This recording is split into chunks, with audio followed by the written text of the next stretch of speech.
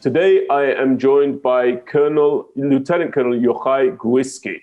He is a 23-year veteran of the Israel Defense Forces. He retired in 2020 as Lieutenant Colonel after serving in the Israeli military intelligence.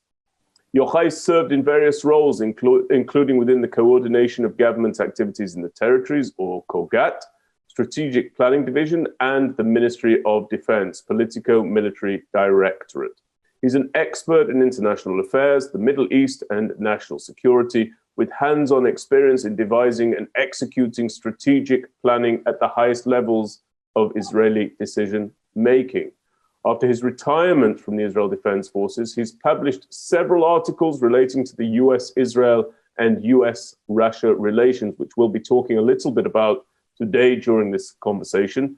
Yochai earned a master's degree in international relations with a focus on security studies from Tel Aviv University and a bachelor's degree in economics and management from Tel Aviv University. So, Yochai, thank you so very much for joining us at the MirYam Institute. We're very, very honored to have you. Welcome to our cadre of experts. It's a real pleasure. I've read your papers and I found them extremely, extremely educational, interesting and insightful. I'm looking forward to delving into one of them during the course of this conversation. But before I get going, could you tell us a little bit more about your background and particularly how it pertains to this conversation, which is going to focus on Hezbollah and Hamas?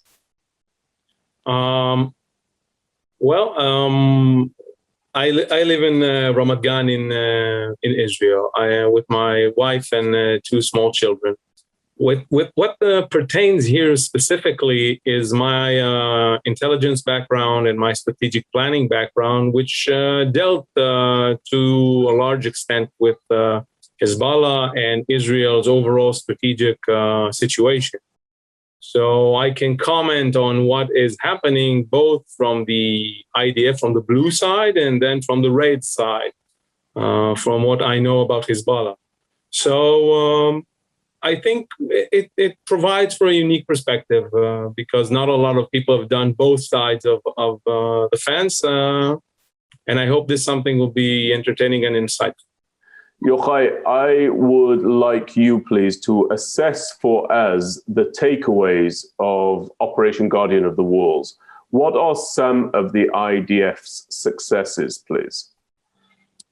Well, the IDF, first and foremost, executed its plans, I wouldn't say to perfection, but very timely and very efficiently. Most of the times, it takes a while to get the system going, to get all the things together, to find the right tools and to bring them all online at the same time and have an effect.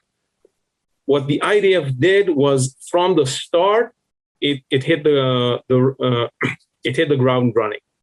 And that was a very good lesson learned from past conflicts, where it took even some days before the IDF could have bring ground forces and attack capabilities and intelligence capabilities, and everyone got on the same page.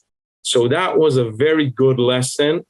And the second one is that they had a preset set of targets, which then they could pick apart very rapidly and even have some sort of surprise for Hamas, trying to get their fighters into the tunnels and then bomb them out and killing a lot of them. It didn't work out as much as the IDF would have wanted, but as you can see, there are a lot of things that happened simultaneously.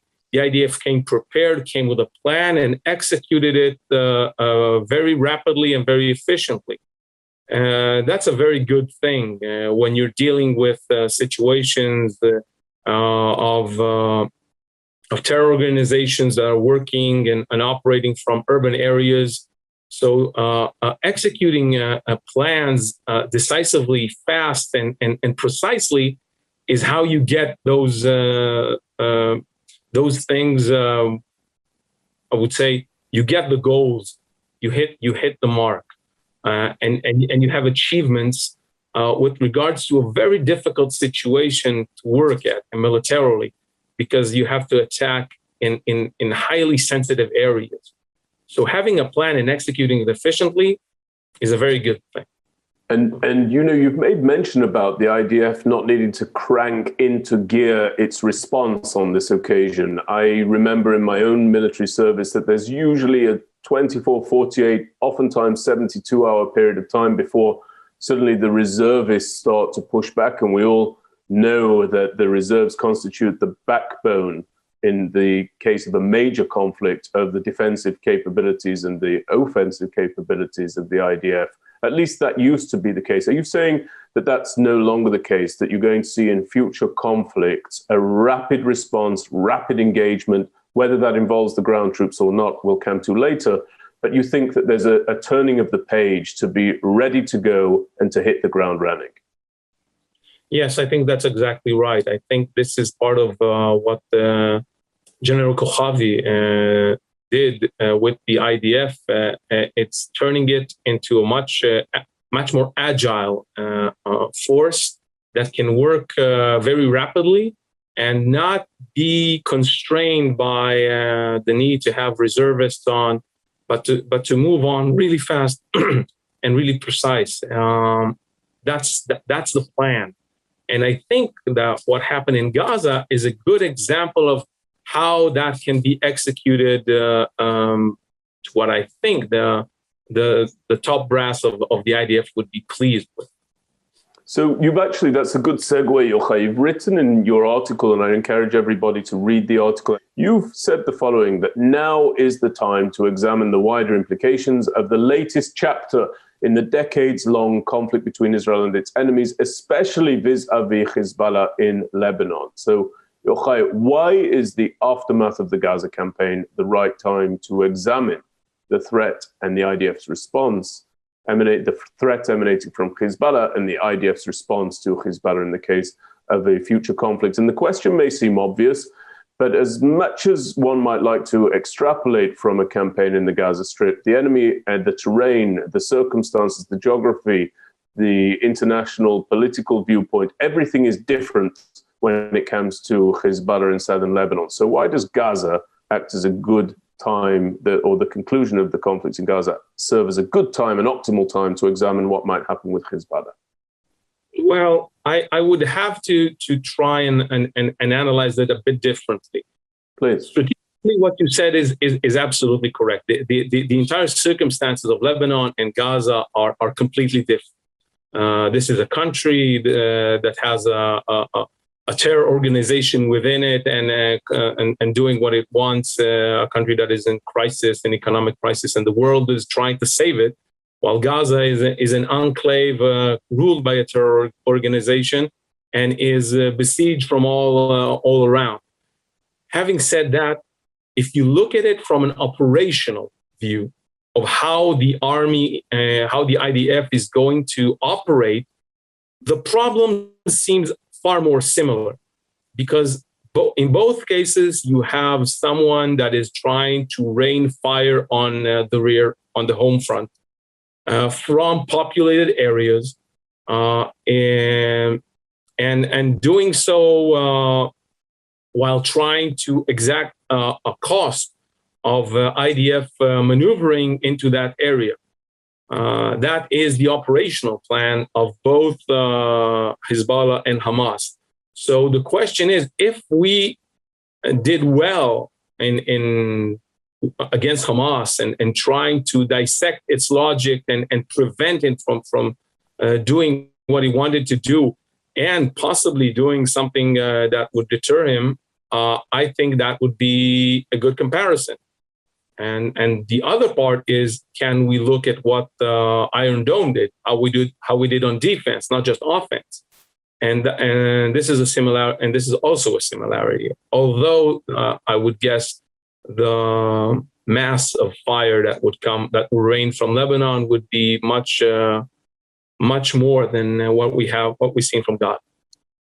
So one of the other experts that we have at the Institute is a gentleman named Noam Tibon, and he retired as a major general in the Israel Defense Forces. And Yochai, his last position there was the commander of the Northern Formation with a specific focus on Lebanon. And during a series of briefings that we've had with General Tibon over the years, he has expressed very clearly that in the case of a future conflict with Hezbollah, the IDF will unleash massive destructive force inside Lebanon from the outset, as you've said here, against Hezbollah, but that force will inevitably have a destructive effect upon much of the civilian infrastructure inside southern Lebanon, precisely because it's housing Hezbollah's capabilities. I've been to intel briefings where we've actually seen the areas where weapons, caches of rockets, you name it, are within the homes of civilians there in southern Lebanon. Is that type of immediate response from Israel that you were referring to going to be of the scale that General Tibon's referring to? In other words, will it be swift? Will it be highly destructive?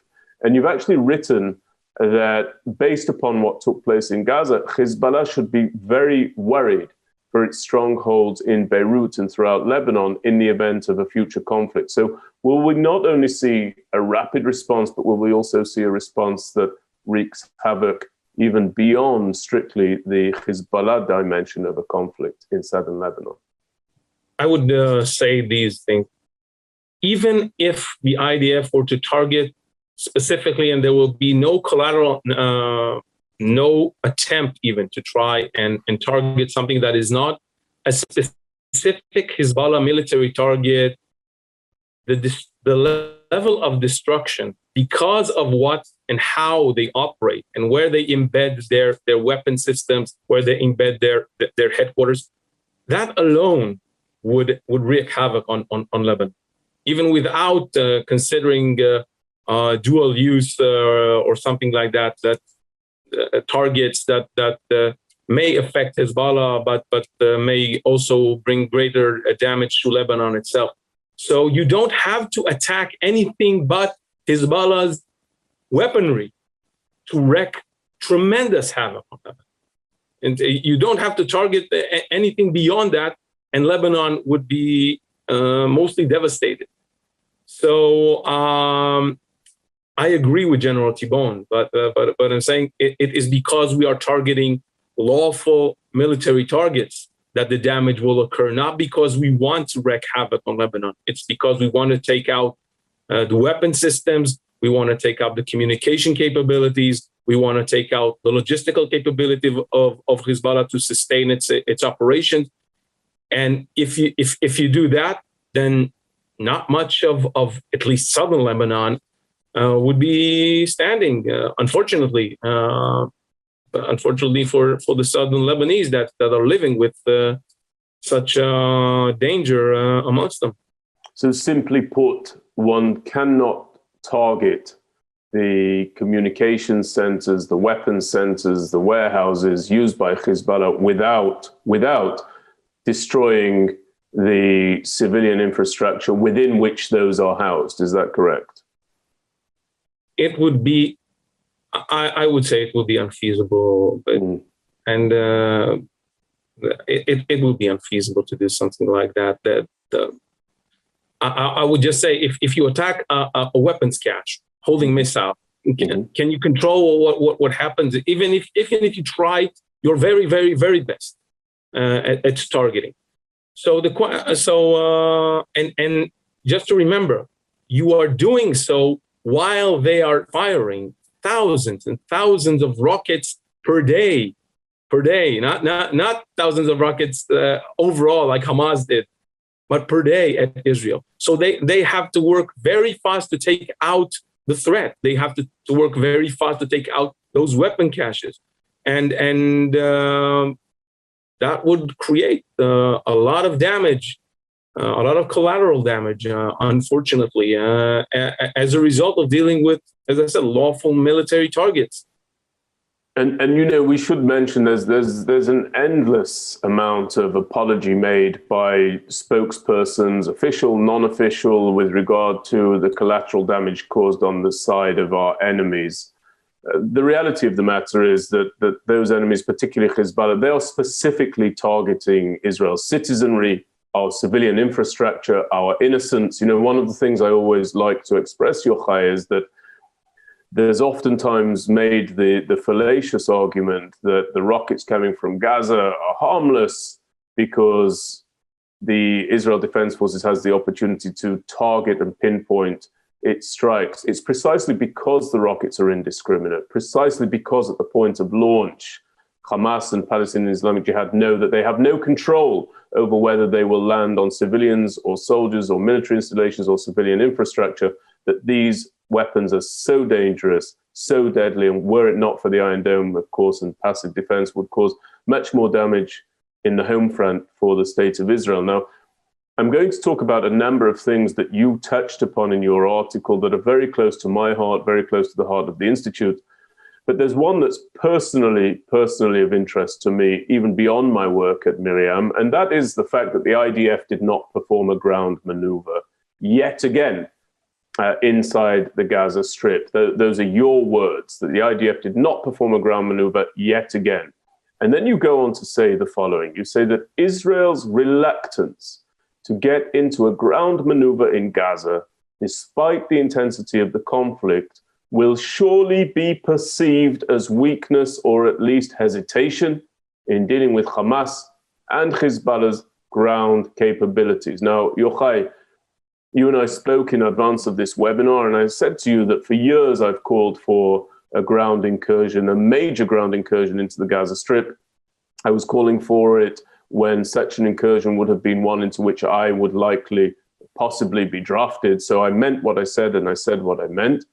But I've now resigned myself to the idea, unfortunately with a heavy heart, that the policy at the governmental level and within the upper echelons of the Israel defense establishment is simply to permanently manage this conflict, but probably not ever to resolve it. So I've got two questions for you.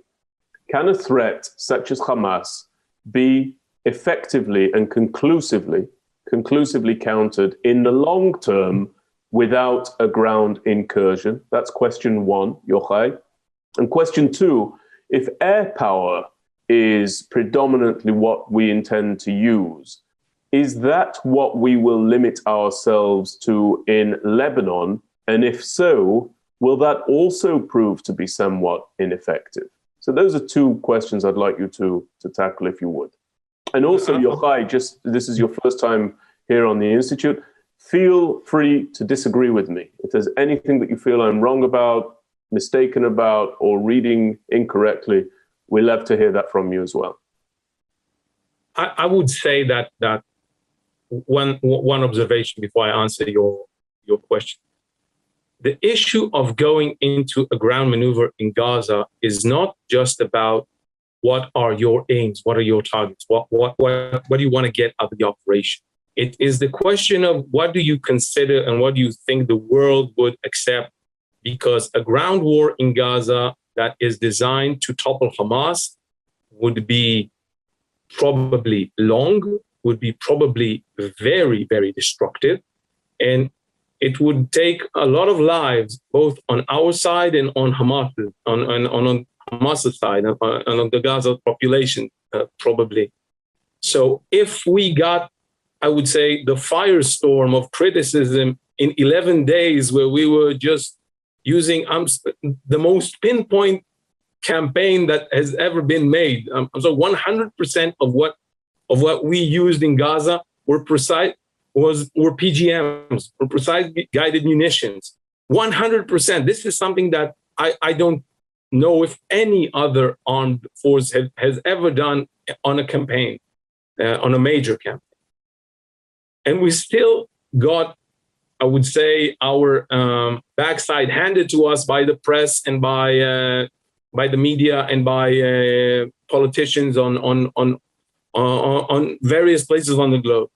So trying to do something of that magnitude without the willingness of the world to say, okay, Israel, we get it. We get it that you need to change the situation, would probably not work, because I think we would be stopped. and we would be stopped not nicely.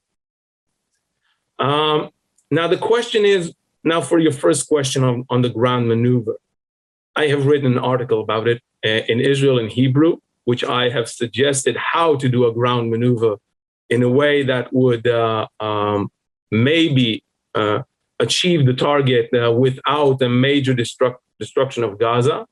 I have pointed out that in the past, 40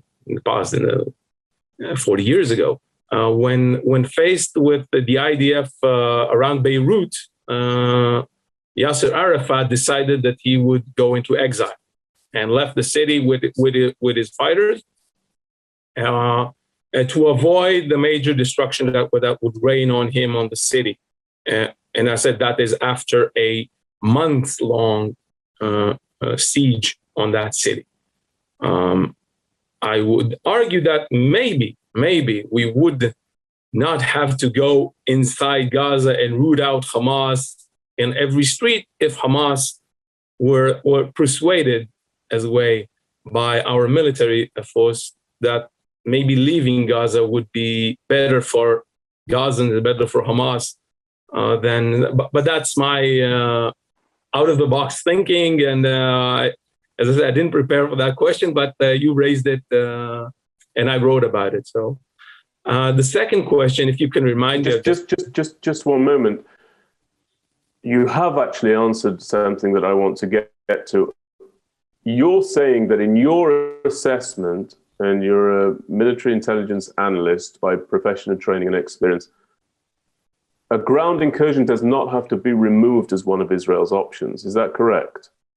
I think that I would say more than that. I think that the IDF would have to have a plan in place for a major incursion with the intention of toppling Hamas. This might be something that Israel cannot avoid. If Hamas develops weapon systems or something that will harm our home front or do things that we cannot live with, it is what we say a necessity.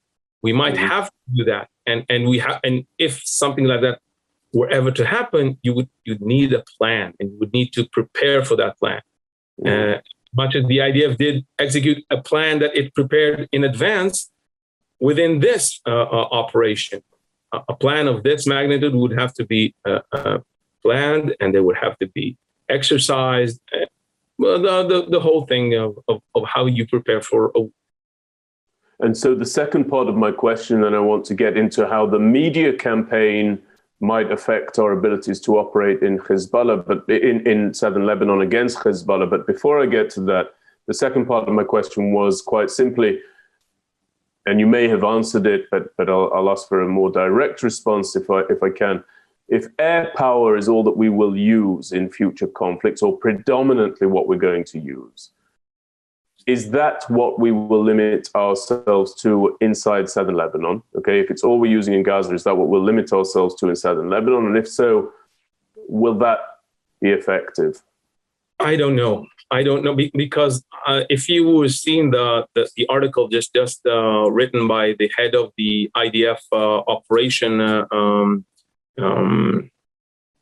operations, he pointed out some technological advances that would allow the IDF to operate within certain areas and attack very fast, very precise, a lot of targets in the same time.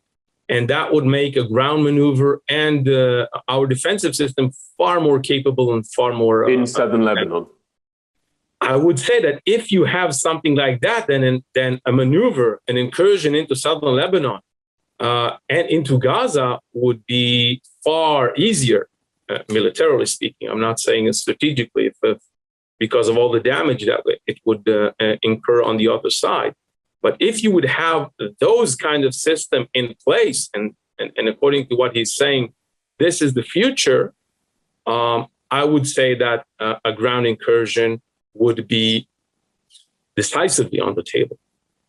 However, in the current situation, when you still don't have all these capabilities in place, then the question of what is the cost of ground incursion into Lebanon and into Gaza. And just for reminders, these two lovely organizations, and I would say terror organizations, because that's what they are, when they get their hands on a soldier, they're holding them hostage incommunicado, and then using it as strategic leverage against the state of Israel. So these unscrupulous tactics by them make the price of a mistake during a ground maneuver far higher for Israel. So I would say that in Gaza, if you don't have to maneuver, don't maneuver, because that will only bring the ire of the world, unless you are really going to go for the jugular. And what about in Lebanon? And in Lebanon, I think we have a greater range of opportunities on where and how, because not all of southern Lebanon is built up areas, so you can maneuver in places that you have line of sight, you can have intelligence, you can have air cover. So I would guess that it will be easier to maneuver in Lebanon, and I would guess that it would be easier to decide to maneuver in Lebanon and in Gaza when the capabilities that the head of operation said and those technologies would be operational. So now I want to turn a little bit to the media implications of this. In extrapolating from the fawning of the press toward the Palestinian narrative during this most recent campaign, you wrote that, quote, "The focus on the humanitarian impact of the conflict by the press is steadily growing, as is criticism about the power gap between Israel and its enemies. This trend could prove damaging to Israel in the court of public opinion and may serve Hezbollah as it seeks to present itself as the protector of Lebanon against Israeli aggression." So my question to you is that we do hear the statements of generals. I alluded to one from General Tibon. We hear the statements of politicians and even of prime ministers that they will destroy the enemy and so forth. But I want to know, could those statements actually be relied upon? We know that the IDF has the capabilities to bear them out, but do you think the political echelon will have the will to counter the threat from Hezbollah? I want to focus on Hezbollah, while absorbing criticism from the media. And after that, we'll come to diplomatic ties. Simply put it, yes. As I said, even if you go only after the weapons and the strictly weapons, the collateral damage would be immense. In not to talk about say communications and logistics and all the things that make Hezbollah and allows them to operate militarily.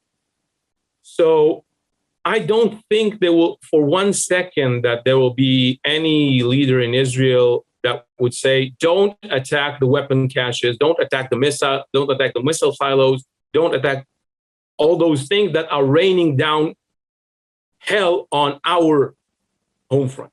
That is why I think that those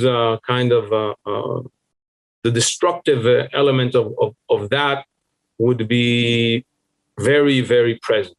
Beyond that, we have seen the U.S. administrations in the past that are saying Israel, okay, don't attack these and these kind of targets, don't do this and that, don't do in certain places. And we have to consider also another thing.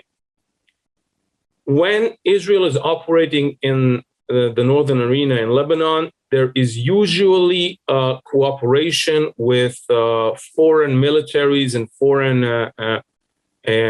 governments on the evacuation of their civilians from the area of fighting. So there will be probably this kind of logistic line of evacuating Americans and evacuating French and evacuating Italians and whatever through various areas in Lebanon that would be designated for their exit.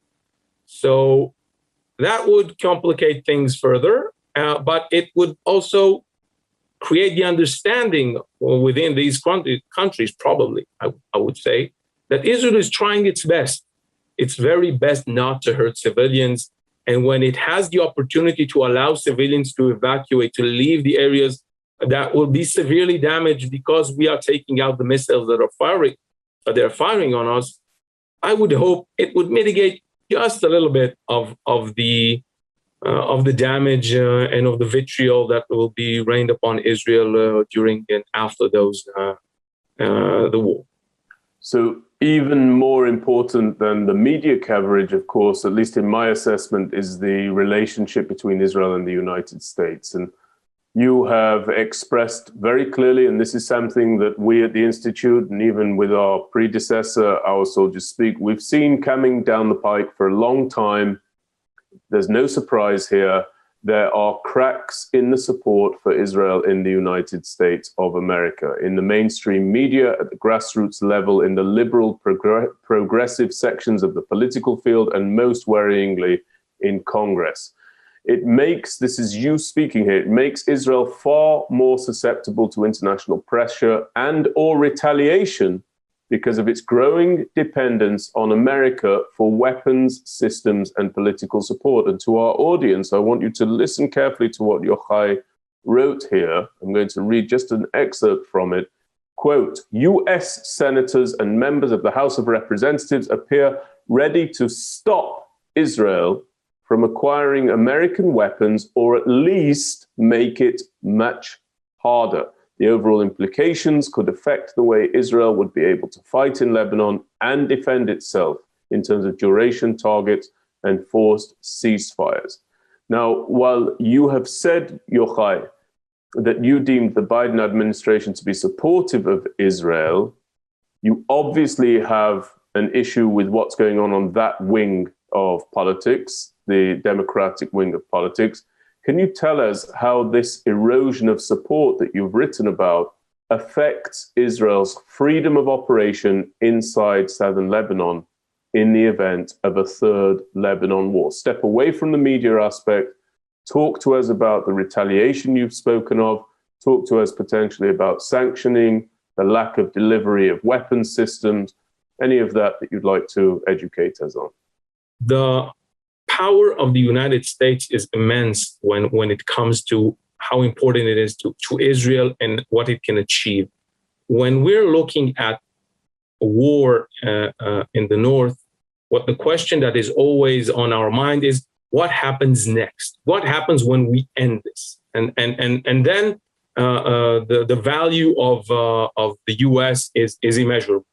The U.S. would be in charge of shaping how a United Nations Security Council resolution would be brought about if that is the way that it ends, and the force that will, and how afterwards Lebanon, the rebuilding of Lebanon would be leveraged into cutting away Hezbollah from its major supply routes from the Lebanese government, rooting it out from the military, rooting out its influence. And for Israel itself, the United States would be important as a resupplier. We would use a lot of weaponry in the north. So we would have to acquire quantities of weapons, so the IDF would regain operational capabilities. So all of these things would be dependent on the U.S., capabilities and on U.S. willingness to help Israel achieve them. And I'm saying not to mention that part of the Iron Dome missiles, the Tamir, is produced in the U.S. By U.S. companies, part of it.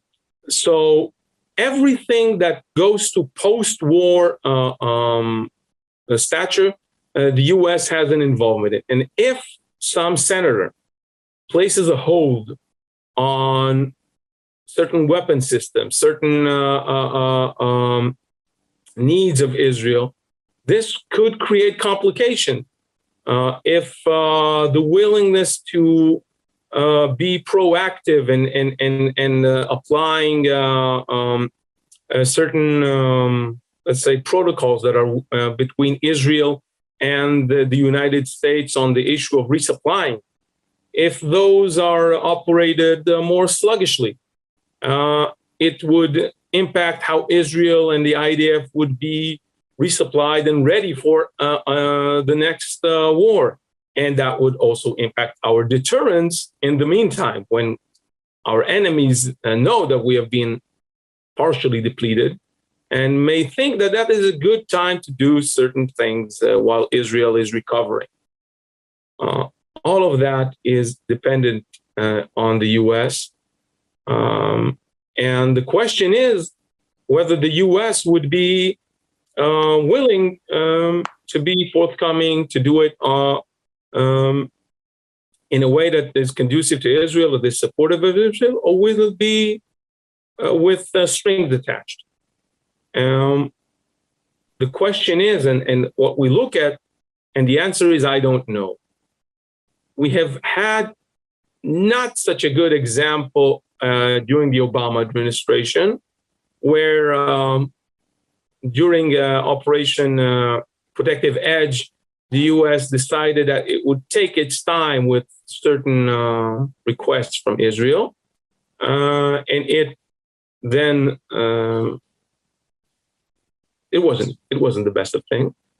And if you're talking about the Bernie Sanders proposal in the Senate, these are even much stricter limitation on how Israel can use, can buy, and can be resupplied. So hopefully, all of these will not come about, and that the administration would be poised and as beneficial as the Biden administration has been thus far. But I would say, in the past, there was nothing like this. There was no one who was saying, okay, let's not give Israel. Let's put strings attached to what Israel's military and security assistance would be. And as there's a saying that a gun in the first episode of the show will fire in the third one, at the third stage of the show. So I hope not, but it's an implication that is not helpful for Israel and may be viewed positively by our rivals. So the other thing that I'd like to ask you about, Yochai, is just a very short answer, if I may. Is it time, given what you just said, for Israel to diversify its security relationships beyond the United States? And if so, where do we diversify to? It's a tough question. It's a strategic question more than a military one. I myself, I don't think we should diversify. I think that the relationship will be robust enough. The support would be there. And what we're seeing here is more of quarrel in the family. And we will get past even those kind of struggles within. And because I believe, maybe I'm naive about it, that the United States and the United States people and the United States government truly feels and truly have a connection with Israel, with the Israeli people. And even if we disagree on certain things, on certain aspects, we know how to resolve them. And we have been through a lot in the past. I have seen pressure brought to bear in the past that was, I would say, brutal even. And we have lived and we have prospered and beyond that in our relationship. So I don't believe Israel should diversify to other relationships. You know, I'll just say in response to that, from my perspective on this, I unfortunately politely disagree with you on this one, Yochai. I actually don't think it's a quarrel in the family anymore. I actually think that there is a major groundswell of individuals who are willing to speak out, educate, operate, orchestrate, organize in order to chip away at, in significant fashion, the relationship between Israel and the United States of America. And the great tragedy of it is that many of those who are powering that subversion are American Jews. Tragically, you mentioned Bernie Sanders in your response, and of course, that's somebody who regularly draws upon his Judaism as cover for his anti-Israel and, in my view, anti-Semitic policies. But I do want our listeners to be aware of something here, and Yochai, maybe you and I can come back and discuss this another time. You know, the Jewish people have known what it is to be driven out of our homeland, and we've also known what can occur when we seek to establish a home in lands that are not our own. But I think the epoch we're about to explore, unfortunately, is that which demonstrates what occurs when strands, just strands, but powerful and influential strands of the Jewish diaspora affix a target for destruction and damage upon the back of the one and only Jewish state. That is a major, major threat at the moment. And Bernie Sanders is not alone, far from it. The younger generation of American Jewry, in many cases, far from all, but in too many cases, is virulently anti-Israel and virulently self-loathing. And I think that if we don't look at that threat square in the eye and see how rapidly it's approaching, we might end up being caught like a deer in the headlights when it finally arrives by way of a major political voice with the power to actually implement that which people like Sanders are suggesting. So that's just something I wanted to put out there, Yochai. The other thing I wanted to ask you is this, and then I'll move to the audience questions. Tell us about some of the IDF's gaffes during the Operation Guardian of the Walls. You made mention of that in your paper. Where could we have done better? I named two gaffes. So one is always the movement of troops is always something that is problematic, because you have to move a lot of people to the front lines. You have to get the soldiers to the front lines, and that makes them vulnerable, as the enemy has longer range weapons that are precise. So we had several times in the past. We had an incident when Hamas took aim a few years ago at a bus of soldiers, and the soldiers just disembarked, and it hit only the bus and wounded two soldiers. And unfortunately, it happened right now. It happened during this operation as well. And a bus came along with the soldiers. The soldier disembarked, and it was hit by an anti-tank long-range missile fired from Gaza. This is not good, because if, God forbid, it would have hit 2 minutes earlier, 15, 20 dead Israeli soldiers on a bus would have made this operation a lot harder, A, to sell as a success, and two, to end, because and the IDF would have been compromised and compromised Israel deterrence, because it would have provided the enemy with a major achievement. And these are unforced errors that should not happen. We can do better at learning from past mistakes and not have these kinds of things happen. It may happen if a rocket or a mortar is fired, because you have to get people to the front, but an anti-tank, which is fired directly at the bus, I don't think a bus should ever be in a place where it can be directly targeted by an anti-tank weapon. The other one was how do you prepare for targeting high value targets or high visibility targets, and how do you prepare for it? How do you set the information so the enemy won't have a field day and spread its narrative because of it? And the attack on the building that housed the AP and other outlets of the media became one of these incidents when we targeted, and they made a field day out of it. And the response of what was there came only a few days after it. Even Secretary Blinken had to say that he did not get the information of what Israel was targeting.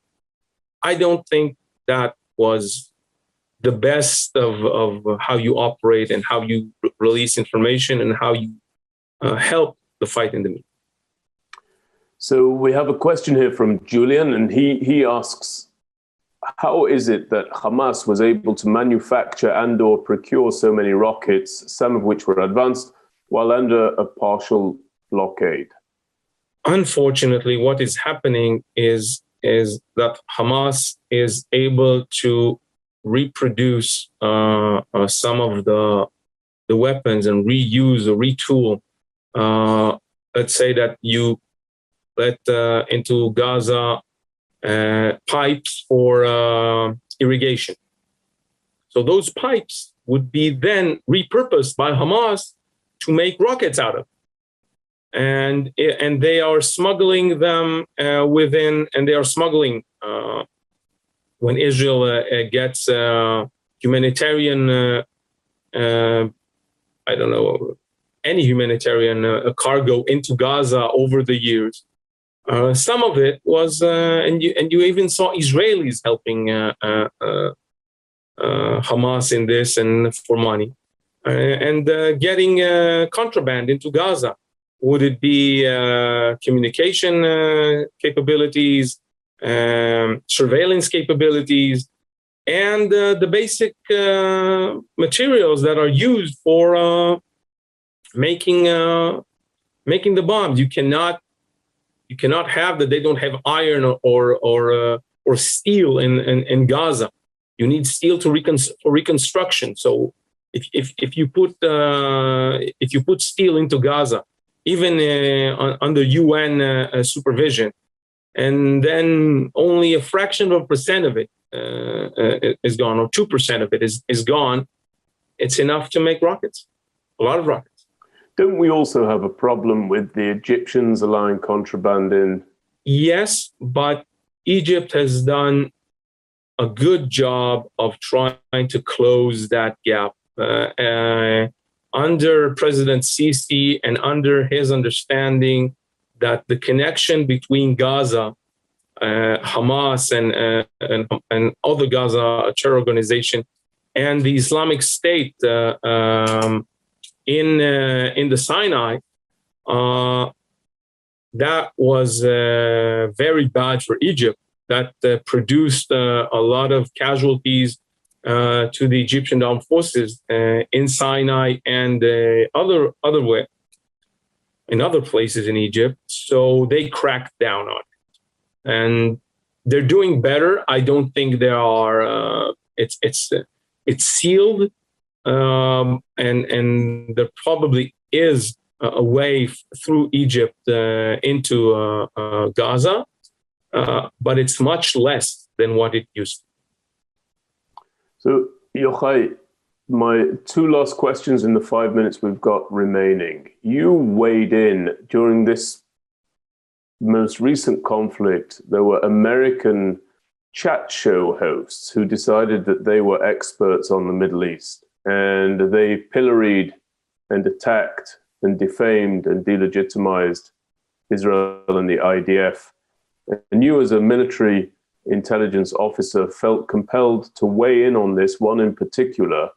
Tell me why you found that so very troubling, and tell me why you felt compelled to respond to it. You know, some of these are people that you give our audience the context for it, Yochai. Yeah, but if you heard the monologues by Trevor Noah or John Oliver, you had to feel attacked. You felt that they were conveying something, as you said, very deep. You talked about the changes in the U.S. and how Israel might face this groundswell of change, and that we need to be prepared for it. You can be prepared, and you need to address it. You need to fight back. You need to convince people of what you're doing and how you're doing it. And when people like Trevor Noah, and I find his reasoning compelling. He touched a note, an emotional note. He said, "How do you do this? And children are dying, we don't want to kill children. Israel doesn't want to kill children. We're not trying to hit Hamas. We're not trying to get it on its knees. As I said, we didn't even try.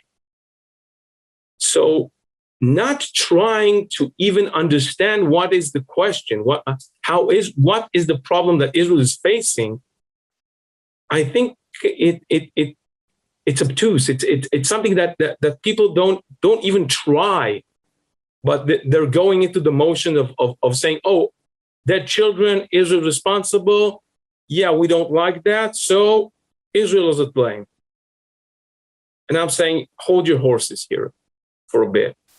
I understand your logic. I understand the emotional distress that children, that dead children create. We're not there. We're not trying to have that. We're not trying to punish the Palestinian people like some other celebrities have used the word genocide and then apologized for it. We're not trying. We're not there. We get it. But I'm gonna say, if you want us to get it, then you also have to get it that Hamas and those other terror organizations are operating in a way that makes it inevitable that civilians will be hurt. And I would quote here our late Prime Minister Golda Meir, who said, I'm paraphrasing here, she said, we can forgive our Arab neighbors for killing our sons and daughters, our sons, but we cannot forgive them for making us kill their sons. This is how we come to this issue. We don't want to kill children. We don't want to have civilians die. And trying to put that and trying to blame Israel, trying to put blame on Israel, trying to put Israel that it did it on purpose or made war crimes, I think that is outrageous, and it made me I had to try and address it. Yochai, I just want to say on behalf of me and on behalf of Rosita Panini, co-founder of the Institute, and of course everybody who's listening, we're very, very grateful to have you here. We're delighted to welcome you to the MirYam Institute. I've got the sense that you're going to be a prolific producer of opinion pieces. You and I spoke offline, and I asked you, are your parents from an Anglophone country? And you said no. And then I said, well, where did you pick up your English? And you said, I just picked it up. I still am not sure that I believe you, because it's absolutely flawless. But certainly we have all been the beneficiary of your linguistic talents today, but also, of course, of your strategic insight, your intelligence insight, and your very apparent care for, love for the state and the people of Israel, and also the Jewish people wherever they may be, and our friends, of course, who are not necessarily of the Jewish faith, but whose friendship is needed now, perhaps more so than ever before. So I just want to reiterate our profound gratitude to you, and I also look forward to hosting you in the future, and may the days of Shalom al Yisrael, peace over Israel, endure. Thank you very much indeed, Yochai. Thank you. Thank you.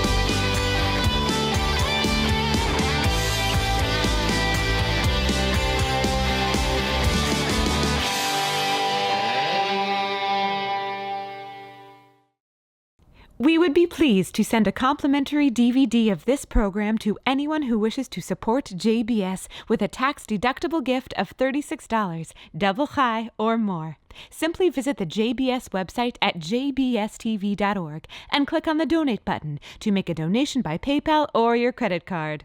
And please indicate the program for which you would like a DVD. Or you can send your tax-deductible check to JBS, Post Office Box 360, Stamford, Connecticut 06904. Or you can call the JBS Pledge Line at 833-MY-JBS-TV. That's 833-695-2788. And again, please remember to indicate which program you would like to receive with our compliments. We thank you for your kind support.